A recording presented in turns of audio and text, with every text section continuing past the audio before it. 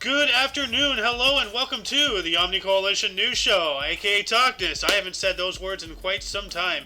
This show is an amalgam of strange, weird, bizarre, off the wall, and otherwise things you don't normally see anymore from most news sources these days. During a time of political overabundance and divisiveness, we present you with more unifying topics to discuss.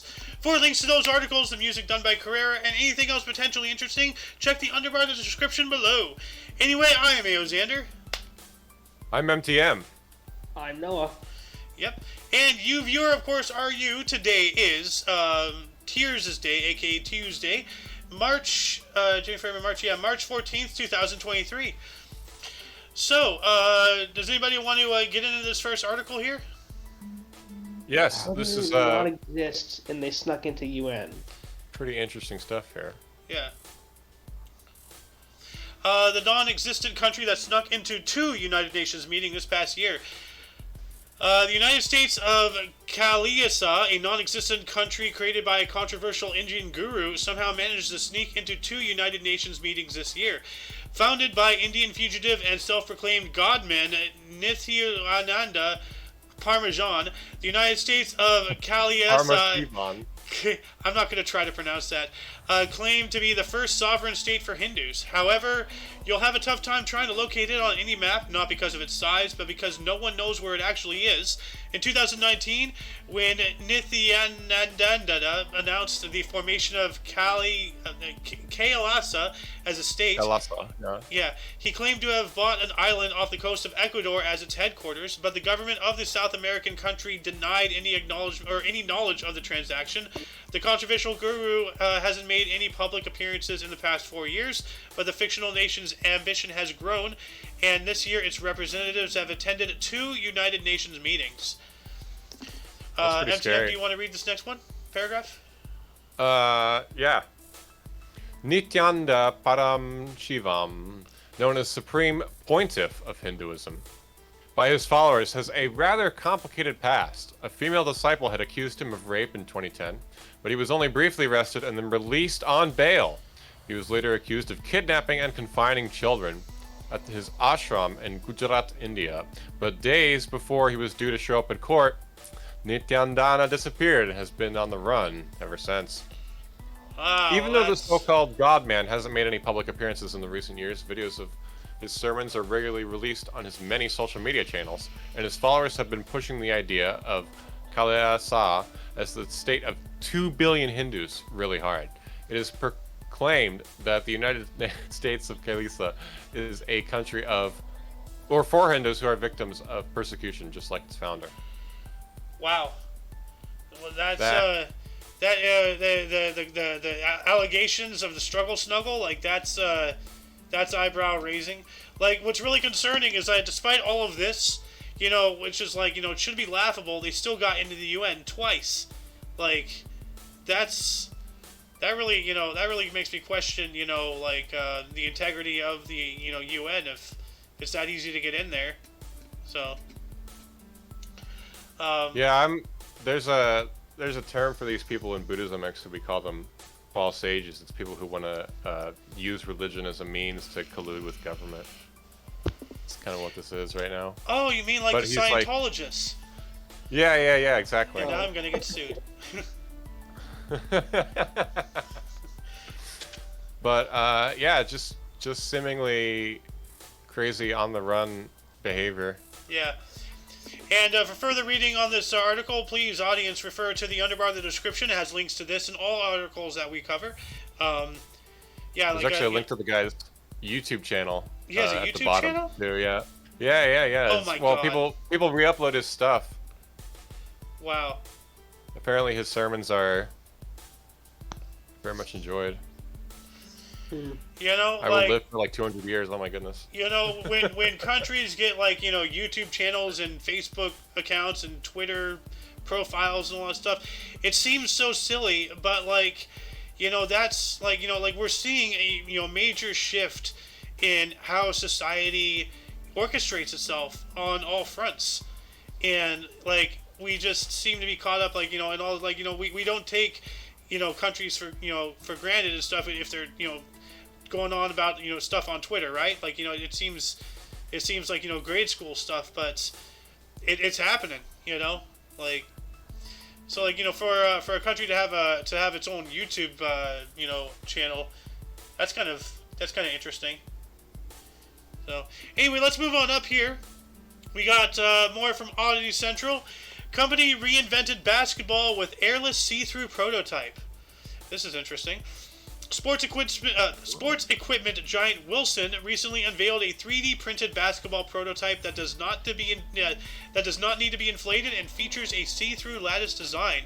Basketball technology has come a long way since the early days of the sport when real stitched leather was used as the main material, but Wilson is trying to change the game completely with an intriguing concept that completely does away with pneumatic pressure. Instead, the Wilson airless prototype relies on the elasticity of its research-grade polymer material to produce the same bounce as traditional basketballs. This eliminates the need to inflate the ball to a certain pressure, as well as known problems like puncture risks and air escaping through the inflation valve over long periods of time. Look at that thing. That is beautiful. I would actually love to do 3-foes with that. That looks pretty fun. Yeah, once again, thinking about modern times and what's going on in the future. So this is something that you'd see as a prop for Back to the Future. Right. I actually saw an article that said a black hole was moving. I think that it was moving. Well, that's very alarming. If you can find that, we will talk about that. So. Yeah, I'll try to find that again for next show. Mr. MTM, do you want to continue on this next paragraph here? Sure. One of the most intriguing features of the airless basketball is the lattice design, although Wilson has kept this traditional binding pattern of regular basketball, ensuring the players can still get their fingers in the seams lines for better grip. This prototype has a very futuristic look, we were just saying, because containing air pressure inside is no longer a requirement. The ball itself is see-through, with hundreds of small hexagonal holes allowing air to pass through. Now, I have a question. How long, what's the integrity of this material? Will it be able to sustain, 100 games? What's the, okay, I'm sorry, what are you trying to say, Noah? I gotta go. Okay, see ya. All right. How many games can it be played with before before it starts breaking down? Before it stops having a spherical shape. There's gonna be a lot of research that needs to be done into this, but it is really intriguing. Apparently, there's a video of Kenyon Martin Jr.'s dunking with it, actually using it at a stadium. Huh. All right, let's take a look at this. We're gonna skip through. The video starts at 43 seconds in. 43 seconds? Just about, yeah. All right. So yeah, this is talking about all the science and such. Oh, that's this wrong video. It's at the very bottom. Oh, okay. Oh, here we go. 43 seconds. All right, let's take a look at this. Dude, that's such a weird basketball.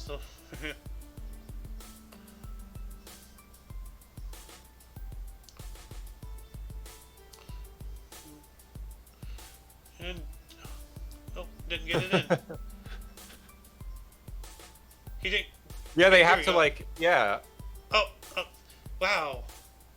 See, that's the other thing. It's a different material and all that stuff. It's going to be weighted a lot differently. It's a different material. It weights differently, and it feels differently because because of the holes. It's gonna dribble and pass and throw differently. Yeah, it's like playing with a giant wiffle ball. Yeah. I mean, do you see the speed he did that dunk? That ball weighed nothing. I don't watch a lot of basketball, but when they do dunks and such, you can see, that they are moving mats. But he's Alice. just. Hey guys. How you doing, Alice? Well, I don't want to be a gossip because I know you don't like gossip. Well, but by the way, we're on air. We're on air. Oh shoot, we're on air. Never mind. I will talk about this after. Did you not check the name of the channel before you came in? Oh, I didn't. I was just quickly looking at it because I was talking to Lewis. Hey, but anyways, what are you guys talking about? We restarted the news show today, and now we're talking about an article about a new type of basketball created with polymers and a honeycomb design. so inflation is no longer, air is no longer needed, no more air pressure, and we were just watching Kenyon Martin Jr. Dunking this basketball. Okay. So if you watch my stream here real quick, you'll see that. Yeah, this, I'm in it. All right, so you see, yeah, that looks like a prop, as I said, out of like a Back to the Future movie or something. Like it looks like, space age basketball, but it's here today, right now, as we speak, as you listen, audience. Like this. Dude. So, but here, like, watch this, like, like and you can see, as I was saying, like, right before you came in, like, the speed that he dunks this ball, you can tell, like, like, as MTM said, aerodynamics, it's getting no resistance, so it's it's like dunking a wiffle ball. So, like, watch this. He tosses it up, he jumps in, and then, whazoom! That was quick. What the? Holy bucket! So it's lightweight and aerodynamic. That's wicked. Yeah, that's going to change basketball. That's going to change the sport entirely. If it becomes a regulation thing after, obviously a lot of research, because like, eventually, it's going to break down. Like after you bounce a ball so many times, it starts to lose its elasticity and everything. So. Yeah. Well, just because any regular basketball does, but Well, regular basketballs also deflate, so or because of air pressure, cold and hot air, it affects the amount of air inside the basketball too. So this gets rid of that. Yeah. I wonder if they're gonna do something like that for like football. But I think that would be interesting if they did. But it would be. Football. What? I don't know, because the basketball is spherical, so all the air passes through it at the same rate. Football is oval, so the air would pass through differently. I don't know if that would work. Well, yeah, and I'm wondering if, like, with air resistance. You throw a football, the way you throw a football, so, like, it would have this, it would actually have, like, more aerodynamics because there's less surface for air friction to occur, so you'd probably be able to throw it farther. Like, doesn't Nerf already have something like that? Well, think about it that way. They have same thing. Like throwing a ball, maybe. Yeah. Yeah. But throwing a ball, like, with a wind, like, let's say you're in an outdoor stadium in football and you throw that ball, though, at the same time, that wind could really affect the football when you're throwing it, but wouldn't it anyways? Well, it would, but with less surface area, it'll affect it less. Oh. So, but also because of its lightweight, if you get a tailwind, you can probably get a bit of a boost even more. So, yeah. So there's all sorts of factors. But anyway, let's move on up. We got one from UPI. Hippos surround lion stranded on rock in a river. I saw that headline. Yeah. A male lion wanders into the wrong territory and finds himself stuck in the middle of a river surrounded by angry hippos. Well, hungry hippos. And yeah, I was going to say, as Connor and guide at the South Post in the Kruger National Park, Stune Jacobson, 30, said he has never seen a sight like that. He shared footage with latestsightings.com. I want to interrupt real quick. You guys are talking about hungry hippos, and it's specified a male lion. What do hungry hippos eat? Lions? Marbles, don't they? Like marbles. Ball. Male lion, marble, yeah. Fair enough. Anyway, continue on, Mr. MTM. Absolutely. We started off with a quiet morning, so we went down to the river for our morning coffee stop so the guests could enjoy the view, as was my last drive with them. Always looking around for something, I saw the hippos' strange behavior. As we watched, the hippos grew increasingly agitated and started circling a rock, clearly unhappy with them. Lions in water typically don't mix well, as lions are not great swimmers and are often hesitant to enter bodies of water. So seeing this male lion stuck on a rock in the middle of the river was truly a unique sight. Yeah, guys, let's take a look at this.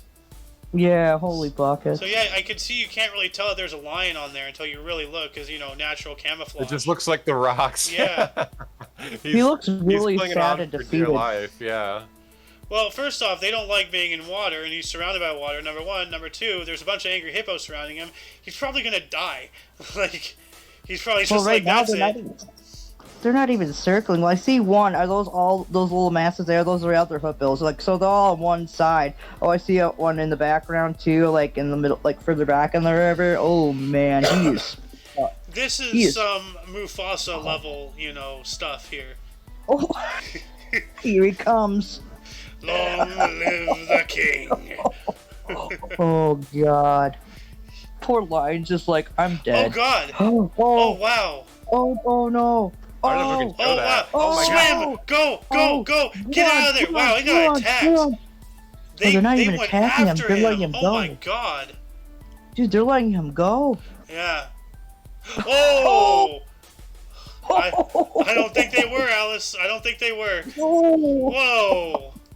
Holy Wow. buckets. right. Wow. Well, let's What? move on up What? here. More from UPI. Suspected bird trapped in a wall was a stuffed Harry Potter toy. Goes on to see here, wildlife rescuers in Britain said they searched for a bird believed to be trapped inside the wall of a home where the cause of the sounds was revealed to be as a Harry Potter toy. Cleethorpes Wildlife Rescue said in a Facebook post that volunteers were dispatched when a East Lincolnshire, England resident reported bird sounds were coming from inside a wall at their home. Quote, there was no obvious entry point that the resident could find, so it was a mystery to how any bird would have found its way into the wall cavity, end quote, the post said. The rescue said the volunteers were still on their way to the home when the resident called a second time with an update. The cause of the bird sounds that appeared to be coming from inside the wall was a children's toy. The stuffed Hedwig, the titular character's pet owl from the Harry Potter series, had been making its recorded sounds from underneath a sofa. Wow.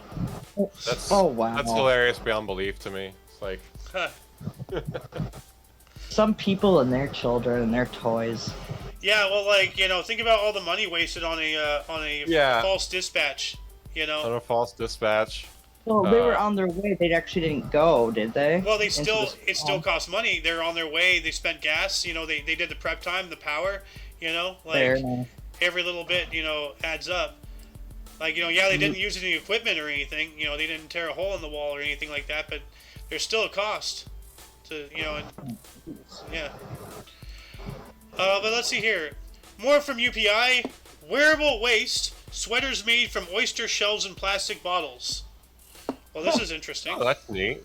Yeah. So, A Massachusetts company huh? is aiming to make oceans and landfills a little bit cleaner by making sweaters out of oyster shells and plastic bottles. Okay? Mike Lamagna, the founder of Long Wharf Supply Co., said customers are often surprised to learn each sweater in his company's Sea Well collection is made from 4 to 5 oyster shells and about 8 recycled water bottles. Wow. They're shocked every single time, Lagman told WCVB TV. Lagman said water bottles are a major source of ocean pollution, and oyster shells sent to landfills cause the calcium carbonate in the shells to break down slowly and become toxic. Oh. Oh. That kind of sucks. More to know, right? It says his sales benefit the MA Oyster Project, and that aims to seed recycled oyster shells back into the ocean, where they can create substrate for baby oysters, animals that naturally filter the water of the ocean. Huh. One piece can reseed up to 30 oysters, which will naturally filter up to 1,500 gallons of seawater every single day. Lagos said. Wow. Wow. Well, it's a cause. Yeah. It's a cause. That's actually really cool. Yeah, it's a cause you can wear. Heck And- yeah, dude. I'd endorse that. Yeah. And the actual, I think the icon or the thumbnail for today's video is, the Seawell. Let's see. Let me bigger this real quick. I saw, oyster shells, plastic bottles, but there's a word for it. Yeah, I think he's actually wearing one in the video. Yeah, he is. Yeah. Can we see the video Here we or go, seawool. And how is it being used for clothing fabric? So yeah, that's the word seawool. So oyster shells and plastic bottles and stuff, making it from the sheep of the sea. I guess that's what oysters are now. So they're making like a fiber out of that. That's actually interesting. yeah, shit. yeah, Just don't throw that sweater into the dumpster. no, Yeah, it would defeat the purpose, eh? yeah, yeah. You know, Yeah. and that, Forever, yeah. that actually brings up What? But before we continue on with this, like I'm gonna go back to here real quick. When I went to my grass station the other day, you know, and to pick up some herb, I saw that they're selling stems. Like, they actually are selling stems. And that's just like wild to me. It's like, anybody who would buy stems would save stems, but what if they don't smoke? What if, because you can actually use, cannabis stems for tea and other stuff. You Yeah, you that's what I grind was them up, about put to them in say. tea bags. And I actually saved a lot, for that reason, but never got around to it. But then, that made me wonder, like, would they have a stem buyback program? It's like, oh no, but how would you prove that it's actually marijuana stem? No, hold on. I have a process. But that made me wonder, like the buyback program. But then, what's stopping somebody from using fake stems and trying to pass them off? So Yeah. So then I'm thinking, well, this sounds crazy. It sounds like a stoner thought, which it obviously is. But how long before we get like on the spot, like instant, like 30 seconds, like results for like plant DNA? So what if you came into a stem recycling facility, and for to get stems to trade them in for fresh bud at a grass station? Are you talking like reverse engineer the stem to find out like what strain it is or whatever? Well, no, or just are to you make talking- sure like it's it's actually a weed stem. Well, actually, the reason why they're asking for stems to come back in is because you can turn those fibers of that stem into hemp. I mean, Well, it's yeah. not just the hemp, but stems and stuff like that. Like, it's a fiber stronger than cotton. So. But yeah, but what I'm saying more is it's durable. that specific stem. Like they won't accept you just coming in with a yard bag full of stems because they don't know if those are actually weed stems or just your yard waste. So I was saying, what if they have like a little thing that you can put a stem in, and it reads the stem, and it's like, oh yes, it is a weed stem, and then you like a recycling facility, you turn your aluminum cans to cash. Well, you turn your stems into new buds. There we go. Yeah. But anyway, Not to mention let's theory, move on up like- here. Can I read this headline, but you can read it? I just think this headline's awesome. Yeah, I just want to say something really quick. The movie Cocaine Bear just came out recently, so What? yeah. Yeah. Yeah, This is you the didn't- second time today that life has imitated art instead of the other way around. Well, this is what kind of makes me worry. Well, let's get through this story, and then I'll explain what's making me worry. So go ahead, Alice. Okay, so I'm just gonna read the headline, but one of you two can read the substance. A wild cat was found in Cincinnati with cocaine in its system. No, it's not a movie. No. You've probably heard So- of Cocaine Bear, the box No, office I hit, actually haven't. but a black bear's drug-fueled feeding frenzy.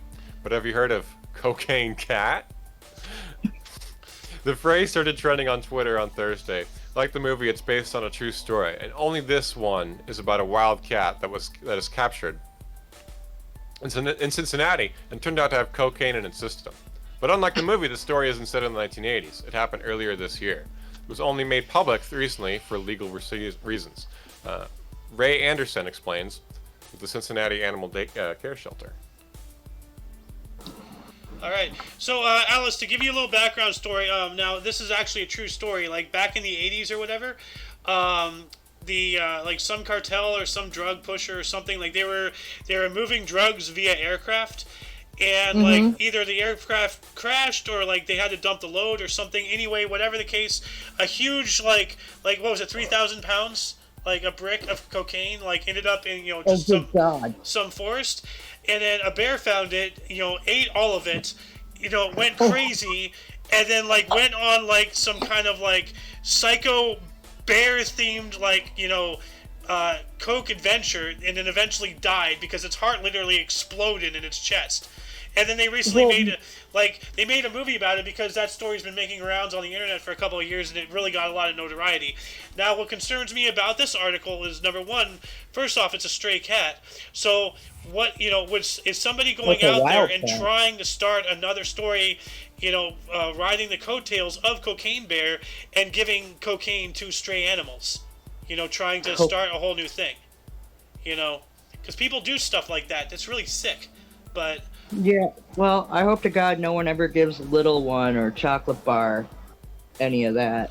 Well, keep them. She's already a feral cat that I've Yeah. actually tamed for the most part, but that's crazy. I never even heard about Cocaine Bear. That's weird. Yeah. Well, there's a movie. Well, actually, we gotta watch that. Yeah. further on in the but, article, after the show. there's an interesting query about a capuchin monkey who was saved and may have ingested amphetamines. Oh wow. Oh, So when he was no. brought to the same preserve, somehow.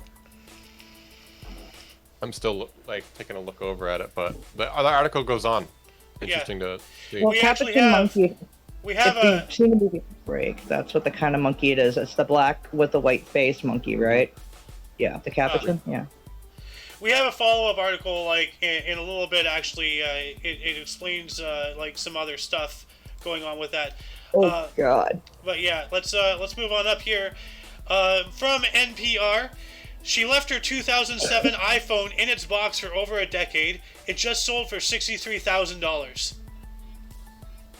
What? Yeah, well, like people love old technology, like, see, like Mentally conditioned too, yeah. like if you think I about had like an Nokia. it's the same story. Why are rotary phones so expensive today? Because they're rare, supply and demand, intrinsic value, based off of just how many there are out there. While everybody's throwing away their iPhones, if you and only 100 people, saved your first generation iPhone, that's the only first generation iPhone left on this world, and it's worth a fortune, for museums, collectors, like people for various reasons, like their own private, stuff, like. That kind of reminds me of like the music video from the band Orgy from Stitches, where they have like little things where it shows pieces of history from back in the day and whatnot in it in the music video. Yeah. Of like I think there was a pair of sunglasses. Oh no, wait, that was the Katy Perry one where they found a pair of sunglasses that were like Ray-Ban or something that were, whatever. But I still have like, my original iPod, the iPod. Like I still have mine somewhere floating around. Like it still works. Jeez. It still works. Like I found it several years ago, and then I plugged it in, turned it on, did a little thing, clickety click click click. Oh yeah, the memories. What was the thing that was before the iPod came out that people used for music? For down CD players. Well, no, I'm not talking about that. There was a different it was a different form to the iPod. It was it was an MP3 one. Are you talking about Microsoft's try? Because Microsoft tried to have an There was MP3 Zoom, player. yeah, but I'm talking about a different one. I think it was just MP3. Zune. Are you talking about the Zune? Well, Mag just said Zoom, but yeah, but it was actually just said MP3 on it actually. Huh. No, I remember those things. I actually have a couple of those SIM clip ones, but I don't know, but let's get into this article. When Karen Green got a new job in 2007, some of her friends pitched in to buy her a brand new iPhone. Pardon me. And while hundreds of thousands of U.S. citizens clamored to get their hands on the first version of the revolutionary, as Apple correctly predicted, smartphone, Green wasn't one of them, in part because she had upgraded her new phone, which was non-smart, not long before, and reportedly didn't want to switch from Verizon to AT&T. She kept the first generation 8GB phone, sealed in the box, realizing as the years went on that the collector might find it valuable. Her hunch was confirmed when appraisers on the show estimated it at $5,000. But the result of an online auction shattered all expectations this weekend, when Green's iPhone sold for $63,356.40, over 100 times more than its original cost, and more than any vintage iPhone before it. So, Jesus. So this is the first generation, right? yeah, no, that's what I'm saying. Like, save your stuff. Like, don't just throw it away. Yeah. Yeah. But what do you have to say about that, MTM? Sorry about that. I had a minor Discord latency issue there. I just restarted itself. These things happen. We still love you. Yeah, I mean, it's people like to save these things as time capsules. I think that's the big high ticket spender on like mint condition stuff. Most of those people don't want to take it out and play with the box, right? They want to They want it for the collectible value. Yeah. Like it's a page in the history. It's a time capsule. You know what's making me wonder is like unless you can prove like would an X-ray like damage an iPhone or something if it's in the box? Like if you have a sealed box, it's never been opened, okay? Well, what's stopping somebody like from a plant or someone who has a know-how from unsealing it, taking the iPhone out, putting in just like a couple rocks, Yeah. sealing it again? You won't know. Like, Well, my boyfriend has a couple jugs and boxes of Aunt Jemima that have Aunt Jemima still on them. yeah, which I think they're coming back with that. Yeah, well, it was pretty racist of them to get rid of it, in my opinion. Yeah, well, we want to talk about that. Like, they got rid of the Native American with Land O'Lakes. They got rid of Uncle Ben. They got rid of Aunt Jemima. But they left the Quaker Oats guy, a white guy, alone. How is this fighting racism? Yes, exactly. How is it? It's like, quick... Exactly. Anyways, but that's crazy that somebody would... Oh, shit, is this where you're talking about it circles back to the cocaine animals? Oh, yeah, no, just a little bit of a follow-up with the cocaine cat. That escaped owner, it will now live in Cincinnati Zoo, so it is safe. Oh, so it survived. Yeah, no, it's That's alive, good. yeah. Oh, Yeah. well, poor cocaine cat. Now it's just gonna have the DTs for a while. Yeah. Poor cat. And by the way, I just want to say, MTM, your goatee is a remarkably amazing square. Like, I know, dude. it is like, Like, with like a little I dot can in the only center. see Xander. I can only see Xander when I'm looking at the screen share, so I don't see MTM when he talks. But when I first popped in and saw his luxurious facial hair, I tip my hat to you. It's like Speaking of Thank you. hats, it's like the front part of his face is a lumberjack. oh what's man, funny? but this is cool. Everyone says having a beard like is terrible if you're a salesman. So, but I don't know. I've had a lot of good luck with it. A lot of people really enjoy this aesthetic of mine. It really depends on social trends. Like beards, were kind of like viewed down upon for a while, societal wise. But then, recently, people are, there's news articles coming out, beards are making a comeback, stuff like that. Like, hell, Captain America was clean shaven, and then he suddenly had, this, big beard and everything. Yeah. So, Yeah. Yes. Well, I never trust a salesman without a beard. So, oh my gosh, is this? Whoa. Barbie Yeah. helps develop new moon dust cleanup system. What the heck's this about? I don't know. Let's find out. Oh my god. Go ahead, read it. Like, what to the moon? Well, the first part of the article is just some backstory and stuff about Barbie, G.I. Joe, things like that. Okay. But let's see here. Spacesuit clad Barbie to the rescue. What? Okay, hold on a second. Let's go back. Let's read this whole thing. Actually, Yeah. I think we skipped. So it starts in March of '59 here. You see a launch of one of history's most iconic toys, the Barbie doll. She hit the scene at the American Toy Fair in New York City wearing a stylish black and white striped bathing suit with a sassy blonde ponytail and scarlet lipstick. At a mere 11 inches tall, she became the first mass-produced toy in the United States with adult features. Oh yeah, with the boobies. Yeah. Okay. Well, why does it say Okay, move so- over G.I. Joe? G.I. Joe's not even in that same category. It doesn't have adult features. No, it's yeah, exactly. So But they want to cancel these things. yeah. So little known facts about Barbie include her full name, Barbara Millicent Roberts, and her initial role was as a risque souvenir sold at tobacco shops in Europe. Back then, she went by Bild Lily, and name of a German comic strip character. Oh gosh. Huh. After Mattel purchased rights to so-called Lily doll, they repurposed her image, transforming her into an endearing culture phenomenon. Over the years, Barbie has boasted more than 200 careers, including astronaut. Oh, how ironic! A German-made product is now in space. Dude, so Mattel bought the original thing, which was a risque. So it's, oh god, this is hilarious where the origins of Barbie come from, but Yeah. it makes sense. Yeah. So, yeah, anyways, so now you can do this to the moon and beyond, but yeah. Actually, I did have a collector's Barbie. It was one of the wedding dress ones from like 1990. Huh. But I eventually opened the box. Well, MCM looks like he's eager to read, so let's let him go for it. Yes. Go. From To the Moon and Beyond? Yeah. Yeah. Alright. Neil Armstrong may have taken one small step for mankind on July 20th, 1969, but 4 years before Apollo 11, Barbie already rocked a full moonwalk outfit, diving in full tilt into space exploration before it was cool.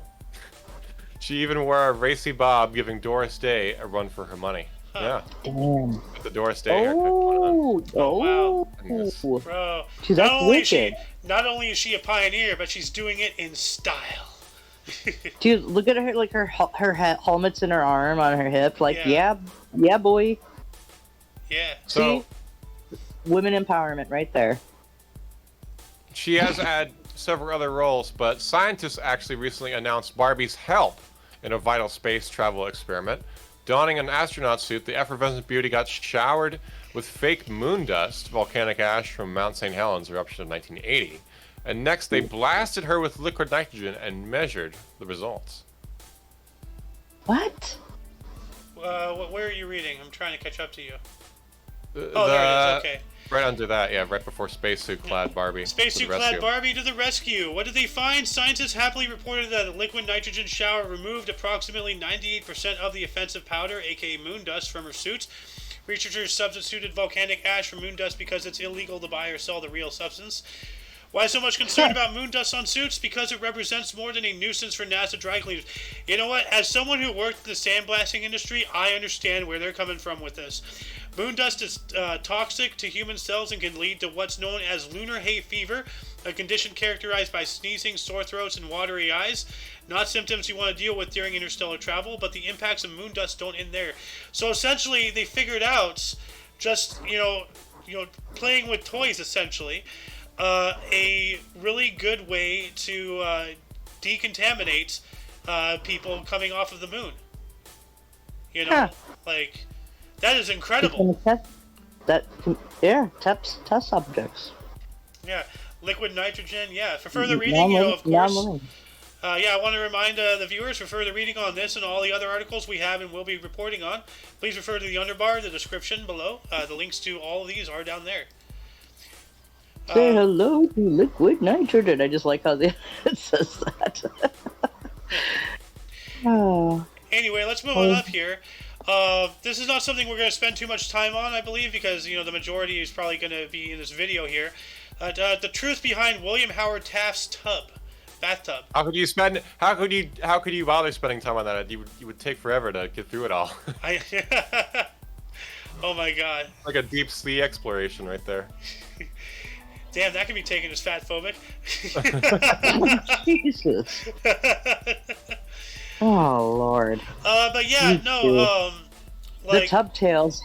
Yeah, look at the size of his tub. 4 workers fit comfortably in President Taft's new tub. It was 7 feet long, 41 inches wide, and weighed a ton. Literally, a ton. So. Dude, there was a tub roughly that size that you could fit 4 people comfortably in at this one place I was at. I'm not kidding. It wasn't Taft's tub though. Yeah, but William Howard Taft is still the heaviest president we've ever had. What was he, 275 pounds or something? 300 something? Yeah, but he had one amazing mustache. William Howard Taft's weight. 243 pounds. Yeah, you're close. Yeah. The article actually says 6 feet tall and weighed in at 340 pounds by the end of his presidency. Yeah. What? When he graduated from college, he struggled with his weight and may have weighed more than 330 pounds as president. Yeah. Wow. Okay, but yeah, he was a big boy. Yes, he was tall and he was heavy. Yes, he was. He was big and tall. Yeah. Oh. Yeah, that's the big and tall sections that you have in, retail stores today. Yep. And last but not least, we have from Ripley's as well. I've been failing to read where these sources were from. So like the Barbie, William Howard Taft, and that's all from Ripley's. The follow-up to the Cocaine Cat thing is from Associated Press News. Anyway, elementary students discover alarming news about space and EpiPens. Huh. Scientists from St. Brother Andre Elementary School's program for gifted learners, PGL, recently teamed up with the University of Ottawa to examine whether EpiPens, the emergency medication used for treating serious allergic reactions, work in space. Believe it or not, the students learned that the critical medicine can become poisonous when exposed to conditions on a rocket and high-altitude balloon, something NASA didn't even know. Wow. Okay. Whoa. That's Whoa. crazy, dude. So, like, if you have a heart attack in space, just ride it out, Well, with that zero gravity, that actually might be helpful because also, like, as you're floating, like, isn't your innards kind of floating a little bit too? Yeah, but without gravity, you don't have proper circulation. Yeah. Your body was built to be in a gravity, Yeah. And environment. this is why Because too the long of heart exposure of pumps zero against gravity. gravity. It pumps the blood from the bottom of you back to the top. But for it does pump back down, but it's gravity assisted. So, but Yeah, with well, zero yeah. G, it's actually harder on the heart and organs. Like there's serious problems about muscle and bone atrophy. When astronauts get back. Well, that's why they kind of look all floppy when like back in the Apollo missions when they came out. Yeah. But yeah, well, Yeah, also like, they lose bone density as well. Yeah. Yeah. yeah. Well, that's why they make sure that they like do like exercising in there, even though it's weird. But like, yeah, like overexposure to zero gravity over time is harmful to us. It Like, is. Yeah. like you've seen it with people who do like those 14-month stints up in like the ISS. Yeah, and for anybody who was watching our history show earlier today, we reported on an article that something Scott, what was his face? I forgot his first name, but his last name is Scott. He spent like a year in space or something, but he had a twin brother. But after spending the year in space, his DNA was like 15% different. He's no longer DNA a twin to his brother anymore. So like the cosmic radiation stuff altered him on a molecular level. So, space is serious. But let's get back to this article. MTM, you want to talk about this major discovery here? Sure. The elementary students and budding scientists ages 9 to 12 collaborated with the university to test a theory, specifically how cosmic radiation affects the molecular structure of epinephrine. Specifically, according to U Ottawa, the stars in the sun release high-energy particles that cause cosmic radiation. Earth's atmosphere does a good job of protecting the planet from this radiation, however. It can be dangerous if astronauts are exposed to cosmic rays for a long period of time. Cosmic radiation can cause issues such as radiation sickness, cancer, and other disease. PGL and the U Ottawa experiment was part of the Cubes in Space STEM program that allows students to research to take place on board two suborbital flights organized by NASA. When the team's samples sent into space were returned to U Ottawa, and the elementary students, the university analyzed it through its John Holmes mass spectrometry core facility. The epinephrine came back only 87% pure. The remaining 13% turned into benzoacidic derivatives, making it poisonous. Wow. Unlucky 13 number, yeah, unlucky 13, poison. Well, what was I just talking about? Cosmic radiation altering, that guy on the molecular level. Nothing's safe. Like, so that makes me wonder. Like, are they gonna design like some different form of EpiPen? Like, like some different formula, or like have it encased in something that's resistant to the rays a little bit longer, or like, because seriously, like it's inevitable that we will be space traveling commercially, and somebody at some point will need something like this. So Yeah. well, better to find out now than in the future, and somebody randomly dies on a Delta airline flight to the moon or something. So. But that's, Yeah, well, you have to make sure you have like a matching gravity to Earth's gravity to do the travel, I would imagine. Well, not necessarily. But even then, though, like the thing is that you're outside of the Earth's natural magnetic field, and so the magnetic field that we have also protects us from like certain radiation and solar flares and stuff like that and everything like that that's out there. Yeah. What is it called? Like the Van Anders belt or whatever? I think that's something else. Van Andros belt? It's the radiation belt that surrounds between the moon and Earth. Earth's radiation belt. Yeah, you're right. Van Allen radiation belt. It's one part of Earth's dynamic magnetic environment known as the magnetosphere. During periods of intense intense space weather, the density and energy of radiation belt particles can increase and pose a danger to astronauts, spacecraft, and even technologies on the ground. So, Yeah. wow, a little bit of science. So, well, that's why a lot of people are like have the theory and argue that we never made it to the moon because of that belt. Okay. But yeah, yep. that's for another day, another time. Man, like all of these are good talking points for the Kick Peanut. Like, Oh yeah, I think we might have a good idea for this upcoming peanut, but yeah. Well, anyway, let's wrap this up here. That shall conclude the show. Once again, you can check the underbar of the description for any links you may find interesting, including but not limited to all things Omni Coalition. We have, we live stream on my personal channel. The Omni Coalition has its own YouTube, a Rumble, and a BitChute. So go, check that out. For your dose of different, odd, and otherwise unknown news, this show is available, or we stream every day at 2 p.m. Pacific time. Not every day, we stream every Tuesday and I think Fridays. So Tuesdays and Fridays, 2 p.m. Pacific time, which is 3 p.m. Mountain. 5 p.m. 5 p.m. Eastern at least. Yeah. And 4 p.m. Central. Yeah, we're still working out how to outro. It's been a while since we did this one. Anyway, for your dose of different, odd, and otherwise unknown news, yeah, we do all that. For all of you and all of us, I am Xander. I'm MTM. I am. Who is Alice? And you are you. And until you catch us on Friday, or if you're interested in history, we have a history show every day at 10 in the morning Pacific time. That's the stream time. Anyway, until whenever, don't forget to look right and left at every intersection, rate 5 thumbs, and subscribe. Toodles! Woo woo!